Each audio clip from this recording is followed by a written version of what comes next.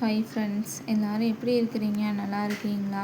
இன்றைக்கி நம்ம சேனலில் என்ன பார்க்க போகிறோம்னு பார்த்தீங்கன்னா, பீரோல் க்ளீன் பண்ணுற விலாகு தான் பார்க்க போகிறோம்.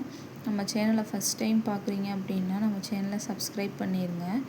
நீங்களே பாருங்கள், பீரோல் வந்து எவ்வளோ குப்பையாக இருக்கிற மாதிரி இருக்குதுன்னு. இது வந்து துணி போட்ட மாதிரி எனக்கே தெரில, அப்புறம் குப்பை இருக்கிற மாதிரி தான் எனக்கே தோணுச்சு. அதான் எனக்கே டென்ஷன் ஆகிப்போச்சு. ஒரு துணியை எடுக்க முடியல, வைக்க முடியல. திரும்ப அந்த துணியை எடுத்தோம்னாலும் திரும்ப அதை உள்ளே வைக்க முடியல. ரொம்பவே கஷ்டமாக இருக்குது. சரி, என்ன ஆனாலும் இன்றைக்கி பரவாயில்ல, வந்து இன்றைக்கி பீரோல் க்ளீன் பண்ணியே ஆகணுன்றதுக்கொசரமே நான் க்ளீன் பண்ணிக்கிட்டு இருக்கிறேன். பாருங்கள், அப்புறம் எல்லா துணியுமே எடுத்து போட்டு எல்லாத்தையும் ஒயிட்னா ஒயிட் செட்டு அந்த மாதிரி எல்லாத்தையுமே பண்ணிடணும்னு நினச்சி எல்லாத்தையுமே எடுத்துட்டேன். ஏன்னா குழந்தைங்க ட்ரெஸ்ஸை பார்த்திங்கனாலே அதுக்கு மேலே இருக்குது. அவங்க ட்ரெஸ்ஸை எடுக்கவும் முடியல, வைக்கவும் முடியல. அப்புறம் பார்த்திங்கன்னா என்னோடய சேலையெல்லாம் வந்துட்டு நான் இப்போ ரீசெண்டாக மீஷோவில் வந்து சேரீ கவர் ஆர்ட்ரு பண்ணியிருந்தேன். அதனால் சேலையெல்லாம் பார்த்திங்கன்னா சேரீ கவரில் ஆல்ரெடி வந்து நான் எடுத்து வச்சிட்டேன். ஏன்னா இது வந்து நம்ம ஒவ்வொன்றா பண்ணால் தான் கொஞ்சம் கொஞ்சமாக இது பண்ண முடியும். எனக்கு வந்து 2 பசங்களும் தூங்குனா தான் நான் வந்து ஒர்க்கே பண்ண முடியும். அதுக்கொசரமே நான் சின்ன பாப்பாவை தூங்க வச்சுட்டேன். பெரிய பாப்பா முழிச்சிருந்தா கூட கொஞ்சம் பிரச்சனை கிடையாது. அப்புறம் சின்ன பாப்பாவை தூங்க வச்சுட்டு தான் நான் அந்த வேலையெல்லாம் நான் செய்கிறேன். அவள் எந்திரிக்கவங்களே இந்த வேலை செஞ்சே ஆகணுன்ட்டு. அப்புறம் பார்த்திங்கன்னா இது வந்து ஒரு காட்டன் சேரீ தான். எனக்கு வந்து இந்த சேரீ பிடிக்கவே இல்லை. இது வந்து என் ஹஸ்பண்ட் வாங்கி கொடுத்தாங்க. ஆனால் எனக்கு இது வந்து பிடிக்கவே கிடையாது. இது வந்து பாருங்கள், நானே ஓப்பன் பண்ணி காமிக்கிறேன். இந்த சேலையெல்லாம் இப்போ யாருங்க கட்டுவாங்க? அதனால் எனக்கு இது வந்து பிடிக்கல. அது வந்து நான் மேலே வச்சுருந்தேன். அது எனக்கு வந்து நினைவே இல்லை அந்த சேலை இருக்குதுங்கிறதேவும். இன்றைக்கி நான் எடுத்து அதை பீரோல் வந்து க்ளீன் பண்ண போது தான் அதையே நான் பார்த்தேன். என்னடா இது அப்படின்ற ஒரு ஆச்சரியமாக பார்த்தேன். அப்புறம் பார்த்தா அது சேரீ தான் நான் அதில் வச்சுருந்தது. அதுதான் அப்பப்போ நான் ஒதுங்க வச்சுருந்தா தானே அப்போ எதில் என்ன இருக்குன்றதே தெரியும். எனக்கு வந்து டைமே இருக்காது. ஒன்லி வந்து சாப்பாடு பண்ணுறது, பாப்பாங்களை பார்த்துக்கிறது, இதுவே எப்படி எனக்கு டெய்லி டைம் போய்கிட்டே இருக்குது. எதையுமே க்ளீன் பண்ண முடியல, செய்ய முடியல. சரி, இன்றைக்கி என்ன ஆனாலும் பரவாயில்ல, க்ளீன் பண்ணியே ஆகணுன்றது நான் க்ளீன் பண்ணிக்கிட்டு இருக்கிறேன். இன்றைக்கி பீரோல் மட்டும் க்ளீன் பண்ணிடலான்னு சொல்லிட்டு பீரோலை தான் க்ளீன் பண்ணிகிட்ருக்கிறேன். ஏன்னா அவள் எந்திரிச்சிட்டானா நான் ஒரு வேலையும் பண்ண முடியாது. அவள் எந்திரிக்கவங்களையும் இந்த வேலையை செஞ்சிடணுன்றதே நான் செஞ்சுக்கிட்டு இருக்கிறேன். அப்புறம் பார்த்திங்கன்னா ஒயிட் ட்ரெஸ்ஸு தனியாக, அப்புறம் சட்டை தனியாக வச்சிட்டேன். அப்புறம் ஃபேண்ட்டு அந்த மாதிரி தனித்தனியாக வச்சிடலாம் அப்படின்னு.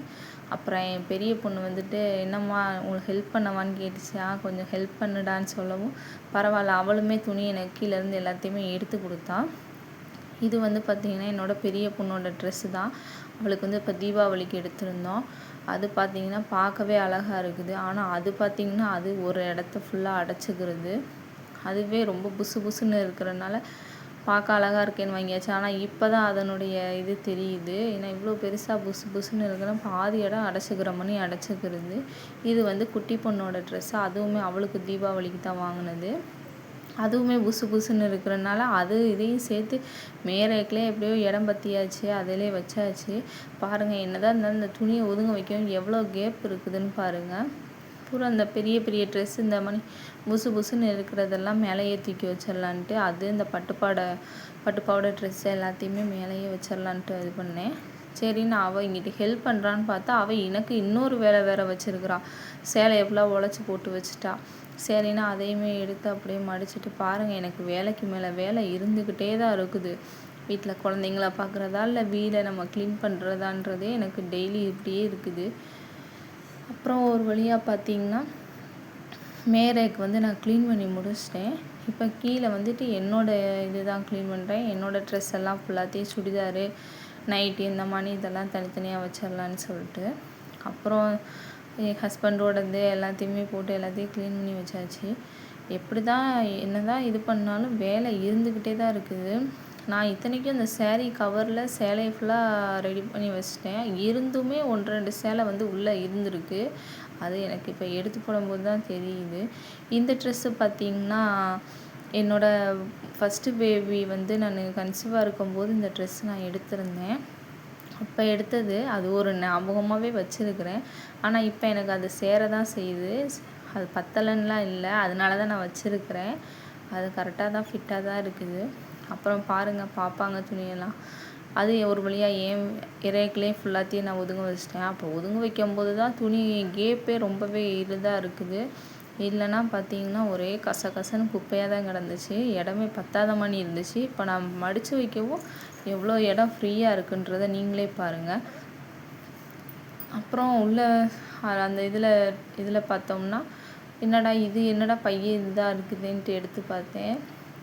அதை எடுத்துங்கும்போது எங்கள் பாப்பா குட்டி பிள்ளையில பிறந்தப்போ வச்சுருந்தேன் அந்த ட்ரெஸ்ஸெல்லாம் நான் ஞாபகமாகவே எடுத்து வச்சுருந்தேன். யாரெல்லாம் இந்த மாதிரி உங்கள் ஃபஸ்ட்டு பேபிக்கு யூஸ் பண்ண ட்ரெஸ்ஸெல்லாம் ஞாபகமாக எடுத்து வச்சுருக்கீங்கிறத மறக்காமல் கமெண்ட்டில் சொல்லுங்கள்.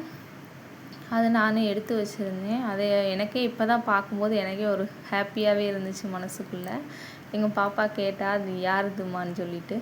அப்போ தான் நான் சொல்லிக்கிட்டு இருந்தேன். அப்போ ஒன்று இதான்ப்பா அப்படின்னு சொல்லிக்கிட்டே தான் பேசிக்கிட்டு இருந்தேன். அவன் சரின்னு பார்த்துட்டு விளையாண்டுட்டு இருந்தா. வந்து அவளும் கொஞ்சம் ஹெல்ப் பண்ணிக்கிட்டு இருந்தா எனக்கு. அது எனக்கு அதனால் ரொம்ப இதாக தெரியலை.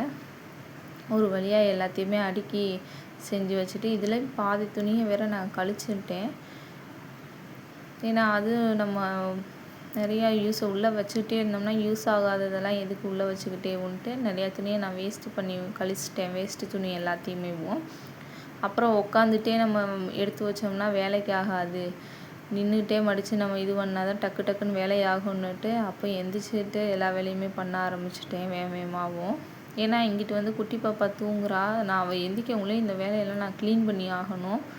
அதுக்கோசரமே நான் எல்லாத்தையுமே ரெடி பண்ணிக்கிட்டு இருக்கிறேன். இதெல்லாம் பார்த்திங்கன்னா எங்கள் குட்டி பாப்பாவோட ட்ரெஸ்ஸு, ஃபஸ்ட்டு பேபியோட ட்ரெஸ்ஸு தான்.